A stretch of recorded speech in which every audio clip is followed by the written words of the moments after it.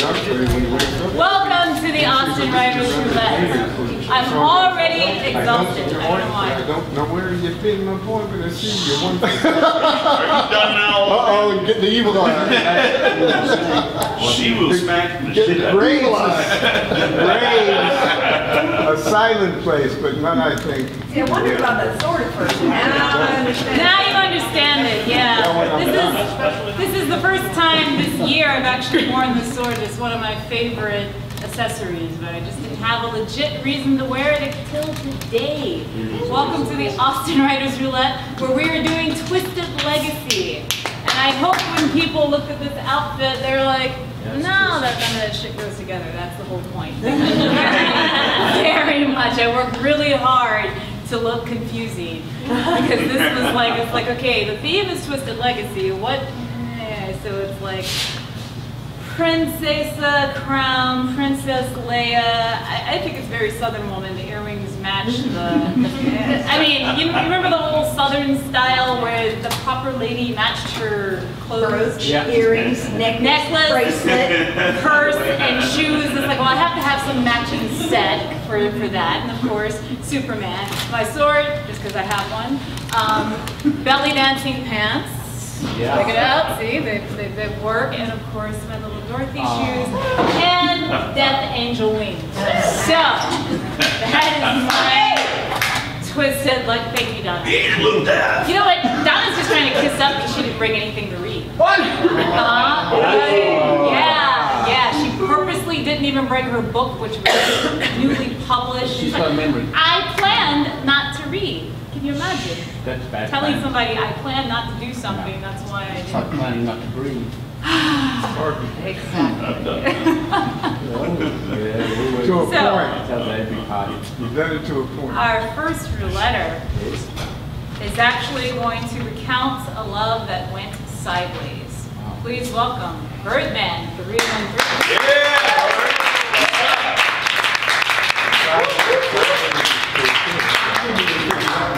I know. If you looked at it and said, I don't get it, that was it. Okay. Good afternoon, everybody. Yes, it is. Just want to let everybody know this is my 6th poetry book. Oh, yeah. All right. Normally we come up here on a Saturday, but for whatever reason, we decided to come up today. Well, the reason was I just picked up my books yesterday. Oh! Yeah, so it's titled Reflections of Life. I have some for sale. Anybody interested, just $10. And when I first was going to do this, I didn't want to use the title Twisted Legacy because I like to throw names out there so you can fill in. Everybody in here has a legacy. We have many poets, writers, comedians, storytellers, comedians. But anyway, for me, I said my legacy is because I was talking with a friend from my hometown, and he said to me, he said, you know, I never thought you'd be doing what you're doing because you were very shy and you was L7. But those who don't know what L7 is, that means you're a square. So, and I was like, okay, but you really didn't know me. And this here is titled Illusion. There is a twisted sound in the morning light while sleeping with a pillow holding it tight. What has gone with the dusty night in a legacy when you hear voices in the middle of ecstasy? What are those burning eyes trying to say? Still crying of pain and full of lies of another day. Now losing hope of finding a true love, do I start to forget my faith that comes from up above? Only silence fills my soul that has turned cold. The knife was you that you had a tight hold on. A new angel stole my heart that replaced your soul. Now feeling the burning skin and flesh inside of a new goal. This angel did not love me, but sought to own me.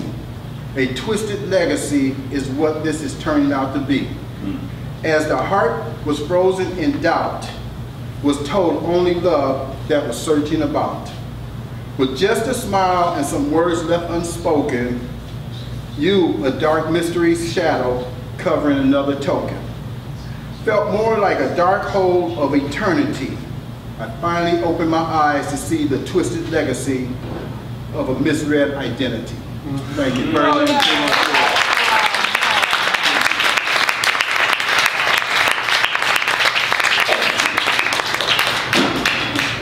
Thank you, Birdman, all the way from Houston. I'm so glad you came up for the day. All right, our next roulette embarks on a journey to rediscover her past self. Please welcome Kathleen Majorsky.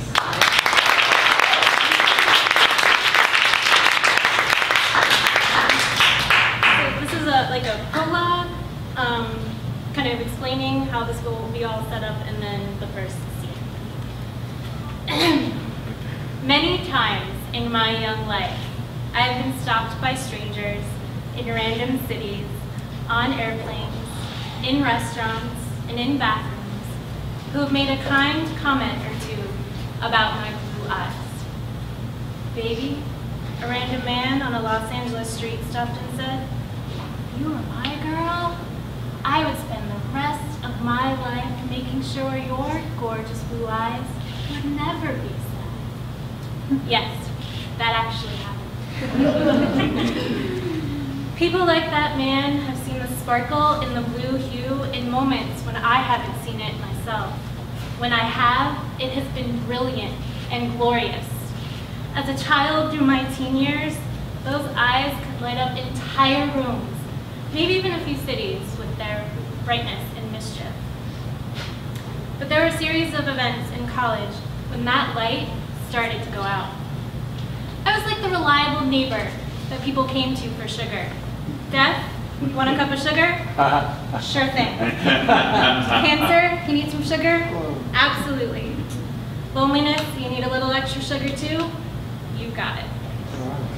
With each cup, that sparkly, blue-eyed, tough, confident, taking names and kicking ass young lady from my high school days had all but disappeared. Well, I'm tired of giving away my sugar.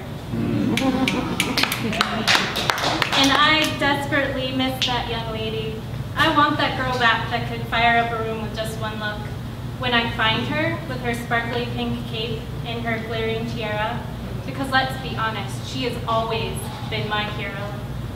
I'm gonna grab her in a great big hug and say, "Welcome back, darling. It is so good to see you again." Now let's get to this thing called life and fly together toward a future that is bright and sparkly and full of love, laughter, joy, and healing. But I can't reunite with my hero. Let's call her Sugar Darlin. Until I confront that series of moments that occurred during my college years. I need to heal. I am ready to heal. And through writing and recreating those narratives from college that followed me around like a dark cloud, I give myself permission to heal. So this is how this is going to go down. Through a series of essays depicting those pivotal events from my collegiate experience, I'm going to write what really happened and how I responded to it. Then I'm going to write how Sugar Darlin would have responded to it. Kind of like a woulda, coulda, shoulda rewriting of past me. With the goal being to merge my Sugar Darling persona from my past with the woman I am today. To move forward in ownership of all parts of my story in order to claim my bright, brilliant, blue-eyed future that I long for. Because the ultimate question really boils down to just how blue do I really want my eyes to be? So that's the prologue, and this is how the journey begins, and I call it my profound mama moment. "What are you really searching for?" my mother asked. I didn't know if it was the condensation around my water glass from the Florida heat, or my shock at my mother's question that almost caused me to drop my drink on my parents' pristine white kitchen table in their shoebox of a condo. We were enjoying a moment's rest after a retail shopping run and before dinner, and we landed on the topic of my nomadic lifestyle and my adventure-seeking nature that has defined my life for the past 10 or so years. Her question stumped me speechless for two reasons. First, It was off-putting coming from her. My mom will be the first person to help me find a stunning formal dress for a fancy pants soiree, but profound conversations have never been her thing. And second, this question ruffled my feathers, to be honest. I couldn't answer her, not in that moment. She pressed on and asked again, "You have traveled to foreign countries. You have lived in a major city without knowing anyone. You've taken road trips across so many states and have seen so many things along the way. You've met the president and the first lady and a handful of Hollywood's finest.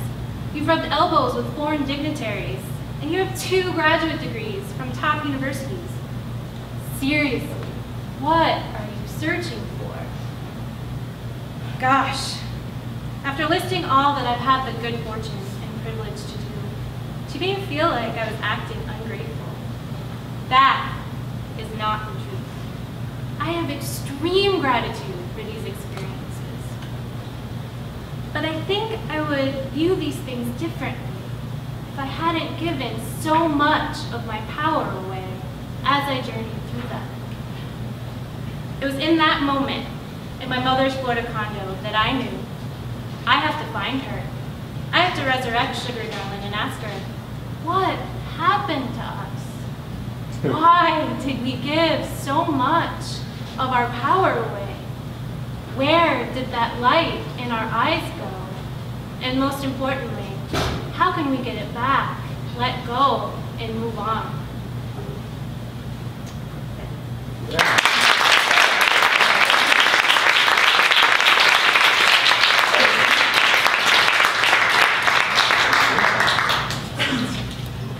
All right, our next roulette, it's also her first time, shares her insight on the state of being raw. Please welcome Hope Ruiz.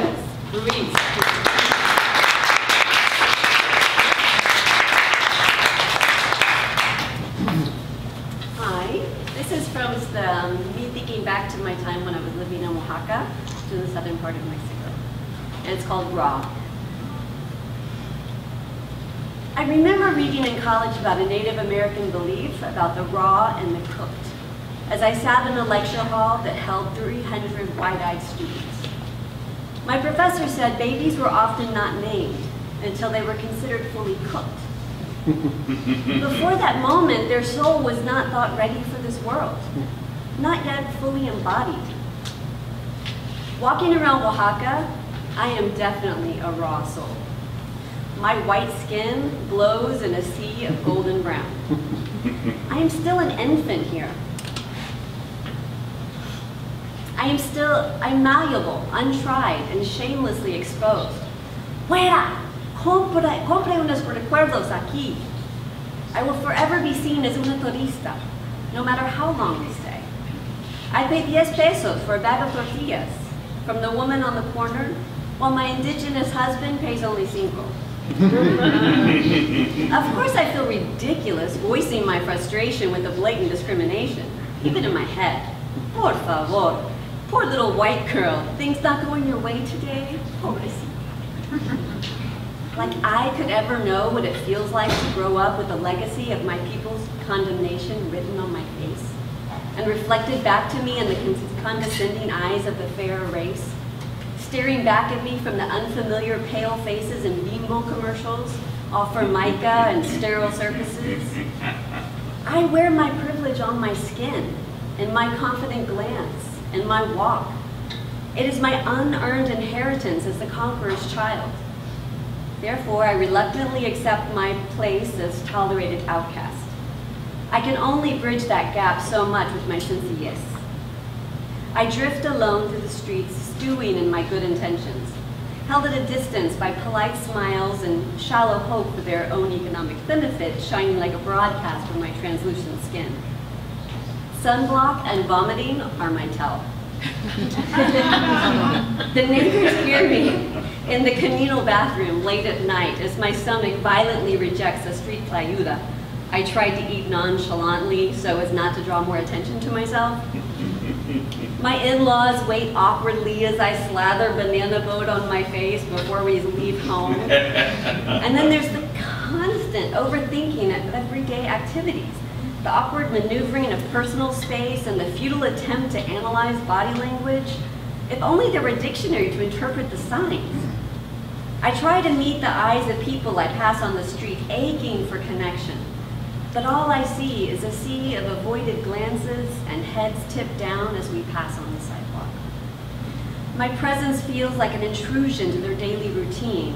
I offend just by being there. I'm a tourist, out of place, not respecting the proper roles and borders, making everyone uncomfortable. Does my stepping off the sidewalk to grant them space to pass register as ignorant or genuine? I can't seem to catch the rhythm. I dance off beat. My eyes are impulsively drawn to the sky as I walk in awe of the shadow of history hovering above me on every corner. I tripped often on the uneven sidewalk and feel like a fool. I'm the village idiot, startled by exiting cars from underground garages. I piss off the smoker at the Cypher Cafe when I ask him to put out a cigarette as I rub my pregnant belly. I hesitantly cross my heart when the conversation stops passing the church on each corner. But I wonder if it is seen as sincere or just condescending. And when I pass the exposed breasts of an indigenous woman with baby held to her body in a rebozo and hand outstretched, to offer money seems patronizing. To ignore her, cruel. I am instantly paralyzed to act because both are expected from someone like me, but would instantly label me with a code I instinctively reject. Is there somewhere in between? Where do I fit in this mix? I stepped into an unsolicited role built for me hundreds of years before my birth. Is it honorable or naive to try to evade it? I don't want to be the tourist here just out to pick up unique souvenirs and interesting memories and then go home with some good stories in my pocket and pictures to share at parties. This history is now part of my history. It runs in my children's veins, a story I cannot tell but only point to like the moon. I am humbled now, looking back at my innocent stumbling into this messy world, stepping out from my own well-delineated, Tupperware divided upbringing. Not the slightest clue if I could swim, or even know where I would need to. I'll never forget my husband's mom making the dreaded trip down the mountain from the Pueblo to the capital after I lost Angelito. She was unfamiliar with my expressed grief, though intimately familiar with the emotion. But hers was only occasionally aired out through silent tears, quickly wiped away, always unspoken. And in my indignant defense of women's education in the face of ancient bias, I still remained ignorant to the wisdom looking back at me through her eyes as she rubbed el huevo over my body to take to the corredera. I watched in wonder the steady dignity with which she sat in the pale-skinned doctor's office and surveyed the cold machines with skepticism as they beeped defeat and the doctor declared authoritatively that the fetus was dead. I am drawn to her otherworldly knowledge that can never be attained from books and degrees. My privilege drips off of me like a melted sugar coating. I am a saccharine puddle I can't pick back up off the floor. I am shaking and crumpled on the ground before such an ancient pain. I am wrong.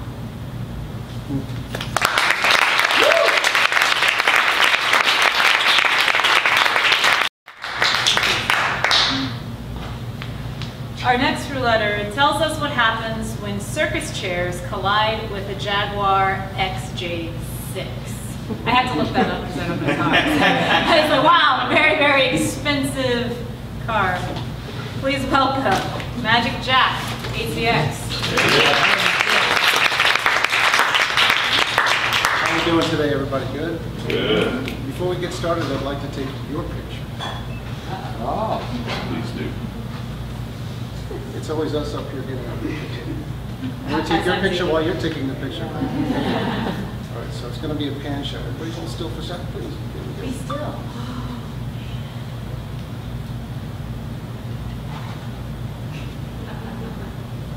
Got it. So, is anyone old enough to remember the Three Dog Night band? Yeah. I guess we have. So, and now everyone knows what an XJ6 is? It's a pretty fancy Jaguar. Two gas tanks. Two gas tanks, yeah. Now, when I was a young kid, I used to live across the street from a car dealership. It's called J. Kaplan's Cars. He started out selling used cars, and in a short period of time, he moved up to selling really high-end cars. He had a special shop made next door with glass, so you could look from the outside, with Lamborghinis, you know, high-end cars. And he always drove a Jag. And so I fell in love with Jags. I'm like, someday I'm going to have a Jag. It's cool, driving around like this. It never happened, by the way. But now it's not really a dream anymore. But so I have to flavor the story before I tell it, so that you know that was a love for me. That was like someday I wanted to have that. Now I had a lot of jobs in my life. I started working when I was very young, as a kid. But when I was in my early 20s, I drove truck for a couple of years. And this is another thing that, you know, it's kind of a guy thing. Like when you're a kid, you want to be a cop, you want to be a fireman, you want to be a truck driver, you want to be the milkman. You know, you're trying a lot of different fantasies. So the truck driving thing, I thought, yeah, that's a cool job. I could do that. So there was this company called Jackson Chairs, and the objective for this, they rented a lot of supplies, but mostly chairs. And they could fill up a concert hall or a university graduation, you name it, and they would have chairs for you. And circus chairs are the old wooden chairs that they use plastic versions of it now, but they flop open. Okay, so what your job is basically to serve the 3 Dope Night concert is to show up with trucks full of chairs. So I get my order that to come down. All the guys at the shop used to hang out in a certain part of the building, and then Rod Campbell would call up and say, "Send the guys down." So then we would come down and we'd all stand there and wait for our driving orders, okay? So he goes, now, Rod Campbell, I'm going to just sort of explain what he was kind of like. He was the foreman. He never really left the office. His job was to just like do office work all day, and then at the end of the day, he would go and drink beer all night. So he had a huge belly, and it was so that his shirt couldn't cover it, and his buckle actually flipped open. Oh, God. That, and always had a butt hanging out of his mouth. Okay, so you kind of can vision the type. All right, here's the story. We're going to be doing a 3 Dog Night concert. So he's handing out the orders. So I get my orders. You got the Kurtz rental, and Tommy's going with you, and Big Hicks. Okay, so Tommy is an old fella. They kept him on because he knew how to repair furniture. He really wasn't as quick as he needed to be to do the work that we were doing, but he held his own. And a lot of repairs needed to be done at the shop, so they held him on because he knew how to do repairs. I thought to myself, oh my God, 1,000 chairs in the truck that you're giving me Thom.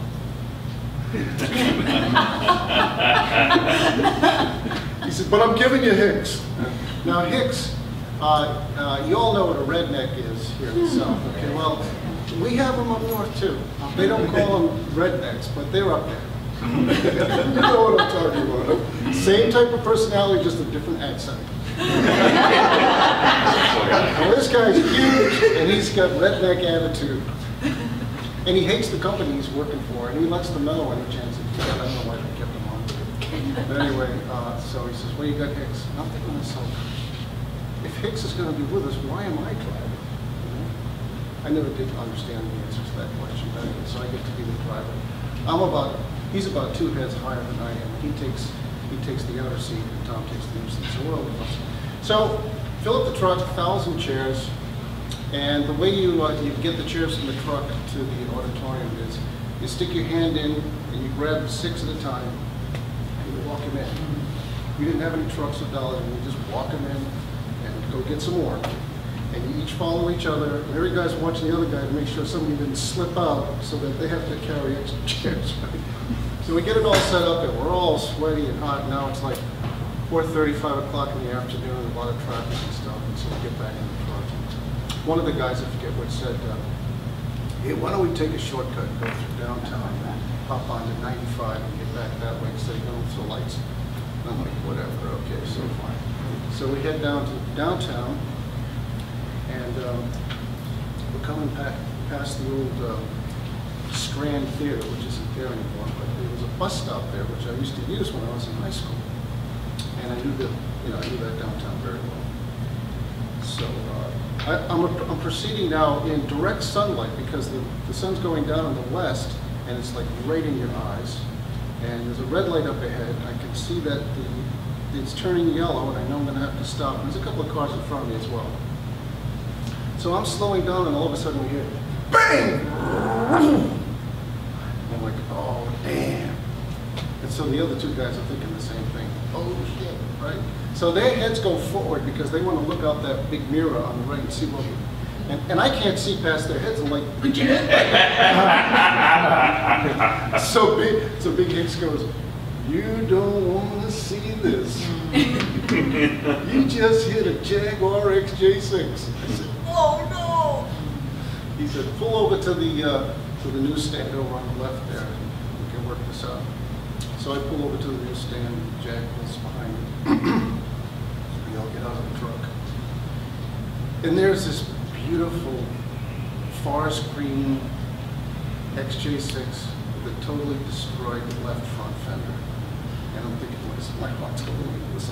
Oh my God, how am I ever going to pay for this? And out of the vehicle, a chauffeur gets out of the passenger side. That was cool. Which was weird, right? And this well-dressed guy gets out of the driver's side. And he starts right into me.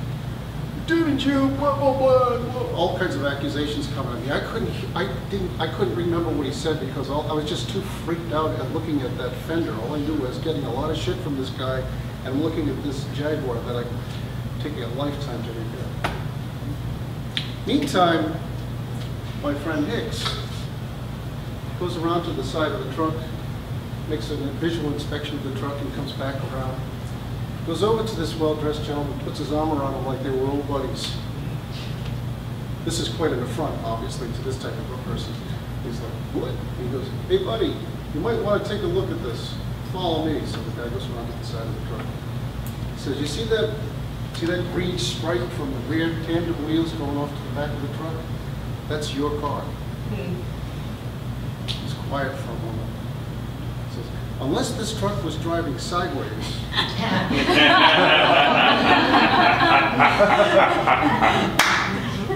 You get what I mean, pal?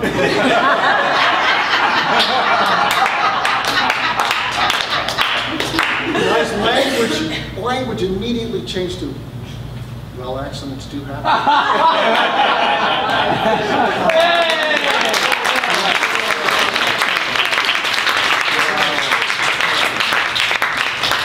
So you're saying rednecks can't save the day. That's my takeaway. Thank you. All right. Fueled by vodka, cigarettes, and heavy metal. The next roulette spins a tale that puts Kevin Bacon to shame. Please welcome Ryan Grosz. Yay,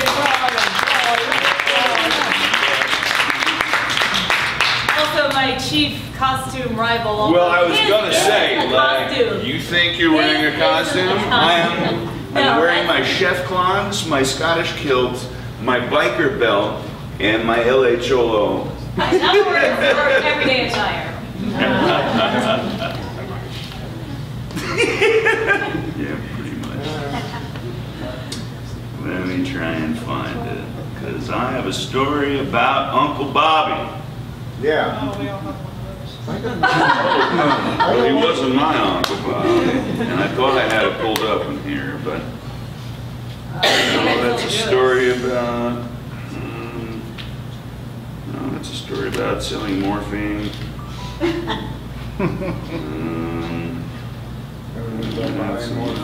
Was that? You got one about buying morphine, keep going. We can talk. Okay, here we go. Got it.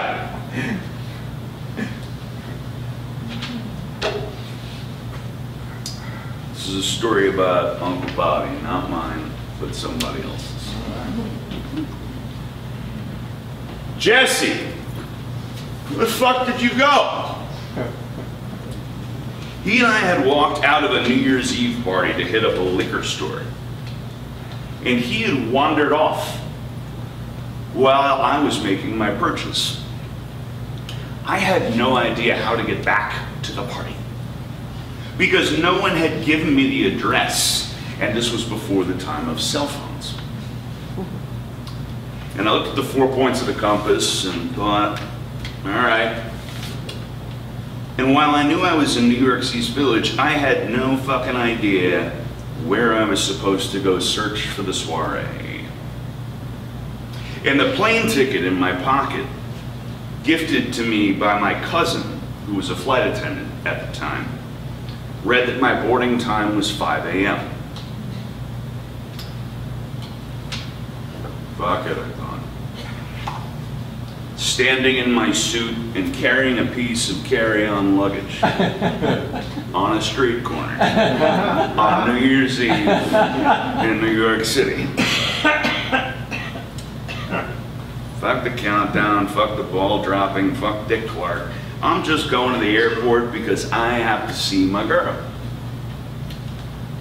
And by some bizarre stroke of fate, I managed to flag down a cab on New Year's Eve. And the Haitian driver was willing to ferry me to the airport as long as I shared the bottle of rum with him. And you haven't truly had a New York City cab experience until you've handed a bottle through a bulletproof plexiglass partition to a man who has the car keys and lets you smoke in the back seat as long as you crack the window. The leader I had bought got finished at the airport. Betwixt me, an Israeli soldier, and 2 guys from Guatemala, as we all sat on injection-molded plastic chairs whilst laughing and awaiting our flights. We were all looking to flee the Big Apple, and Captain Morgan was our pilot. I got on the plane, and the heavy-set flight attendant in business class asked me, water, champagne, or Bloody Mary? My answer? Yes. My man, he replied with a smile and a high five. Despite the suit and my Boy Scout manners, I know that her parents wouldn't like me once I landed in San Francisco. I was 4 years her senior. Apparently her parents had taught her to talk while covering her mouth at all times. And the only photo they had seen of their baby girl's boyfriend was me with a mohawk jumping a BMX bike down a 14-foot staircase. Then again, she was the one who started modeling in her mid-teens, which brings about its own issues. I was informed that I had to sleep in the guest room despite my yes sirs and yes mans and attempts to help out in the kitchen. I was obviously not welcome. Despite the fact that I had changed the flat tire on our father's BMW without being asked. I got no thank you from him. Just got a, glad that got taken care of. We're going out to dinner tonight for my birthday, she told me. You'll be sitting next to my Uncle Bobby. I think you'll like him. He did jail time for dealing meth. Just try not to like him too much. Needless to say, I got along with Uncle Bobby like a house on fire. Laughing and backslapping while I could feel the judgmental glare of her parents on the back of my head as Uncle Bobby and I shot the shit like old buddies who had gotten busted in a heist or at least gotten away with one. Hey Lauren, happy birthday, Uncle Bobby said while handing her a box set of Beatles CDs. I'll never forget the first time I heard Love Me Do. Everyone in school was talking about it, so I ran out, I bought the 45, and I went to the guy who I knew with the best stereo, Steve Katz's. Whoa, whoa, whoa. I interrupted. Steve Katz's, Greek guy, lawyer, lives in Toms River, New Jersey, married to a woman named Chetra, used to drive a BMW M3 in the 80s.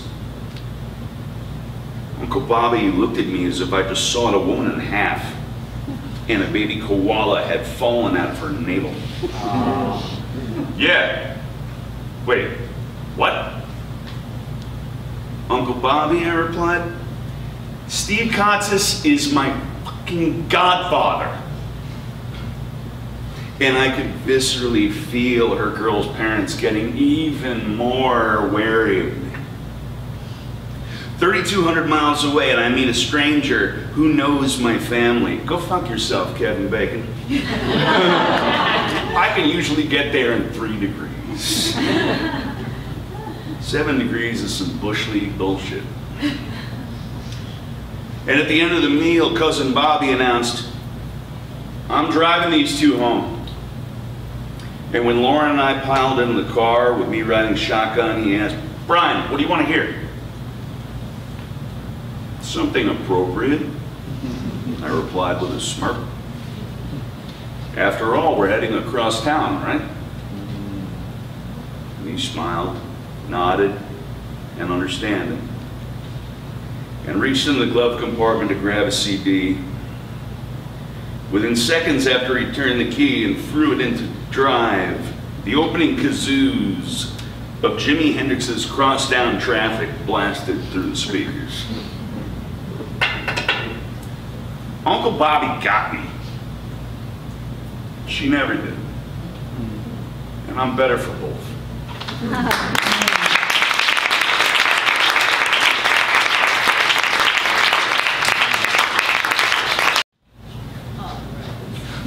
Teaching the honors, please. Oh. All right. I call this a tale of two lovers. He fell in love with a look, not a woman. She brought to life the fantasy he carried around his head, except she didn't. Not in reality. He was in love with her for a season, until she broke the illusion, changed her look. Up until that point, he cheerfully disregarded anything in her behavior which didn't match his fantasy. But the visual matched. She had the audacity to be dynamic, in tune with the environment, not in the sense of being irrationally reactive, but analytically calculating, like one who's used to being on the right side of natural selection. Had she known his love for her was so visually based, she would have radically changed her looks in the beginning, to spare them both the slow metamorphosis of aligning themselves to one another, all the while making sure they both survive the great what shit comes next. Had he known how high the quality of his life depended on her hidden strength, he wouldn't have begun the protracted conflict to divide them. Actually, no. That's not what he tried to do. From his perspective, it was she who changed, started all this confusion. People evolve for different reasons. As much as he wanted her to remain his fantasy, she was never just that. They met at one stage of her metamorphosis that appealed to him. Then she grew, like she always did. And then they were heartbroken. He made the heroic effort to save her from herself. She accused him of trying to keep her in her place, reaching into his minute box of all things woman, pulling out yet another misapplied label to define her. She made the heroic effort to save him, tried to stop him from destroying them. He conservatively held on to that which no longer existed. She tried to bring him along her journey. He refused to move. At what point do you concede your investment of time, energy, fantasy? How much reality has to sink in? What is the sign? Do you wait for someone to treat you worse than you treat yourself, whose stubbornness finally wins out? You wake up one morning and remember you used to be happy together. It is the greatest con of fairy tales, living happily ever after.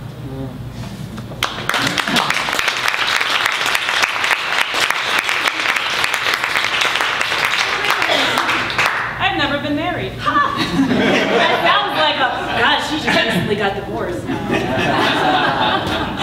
All right, that poem just came to me for some reason. Coming up next, and I'm going to move this unless he needs it. Sure. Do you need the poet? Do you need the lecture? Sure. Yeah, okay. Just today. Okay, well, where you go.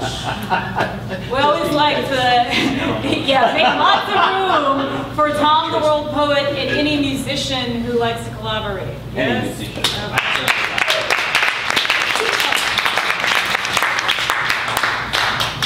And that meant any musician, but you're still sitting there, so I assume you're not. So here we go. Are you ready? It's July 10th, 2016. And what is this twisted legacy we are talking about? Here's the beginning. I misquote Marlon Brando and the young ones. What are you young people revolting against? What do you got? Here's what we got. Assange in exile, as is Snowden, while FBI pardons Hillary Clinton. Blair apologizes for first Iraq war. Tell that to the mothers of children, civilians. Politicians get released while whistleblowers get prison. Churches pay no tax, yet make war on homosexuals. Black budgets mean false flag operations. Propaganda slightly salted in our Austin Slim Meaty newspaper. We call independent thought a conspiracy theory. Well, evolution is a theory too, while gravity is a law that can be broken this afternoon. Like every rich boy with a lawyer pleading, affluence as defense for offenses, lies under oath, lawsuits privileged. Oh, may miserum, what is to become of us? As Bernie Sanders quotes, is this the America we wish to bequeath to our grandchildren? Oh no. It's just their twisted legacy. No alien would do this to Mother Earth, you see. It's a twisted legacy where we cannot even speak about what we need. The slow turning of roped, strange fruit. Plastic nanoparticles to eternities. Wars transforming you, civilians, into casualties, refugees. Silence, your withdrawal, your consumption, your product placement, your distraction as a corporate enterprise. The sale of things you do not own, privatizing everything. Water, air, earth, fire, war. Angels ignored, demons advertising, politics, anger, displacing responsibility, emotionalisms, displacing emotion. Petitions to your consciousness will be ignored. What you said to her, what she said to him. Media replacing conversation, white flag, they will drone you anyway. So what are we to do? You're looking. You will, isolates and individual, autonomous, interdependent entities, you will meet together in places like this. You will espouse personality defense kits. I have the right to carry all times. My thoughts, my dreams, my feelings, my emotions.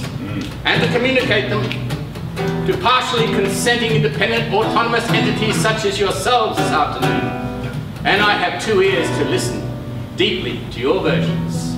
You see, the twisted legacy may be spinning in the wind, but you are the personality defense kits of the future. Your songs, your poems, your style. Love to you.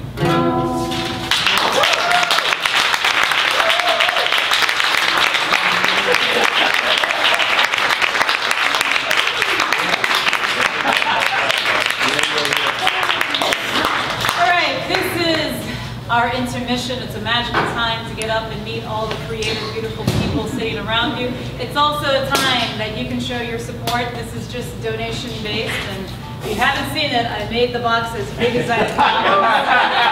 In good taste, because I was raised by a Southern Belle. Also, we have some snacks in the back, one bathroom. You guys figure it out. Also, there you go. That's girl. And if you'd like to be on the open mic, some of you, I just look at you and just like you're going to be on the open mic. But if I don't really know you, please come up if you'd like to read for 5 minutes. Thank you.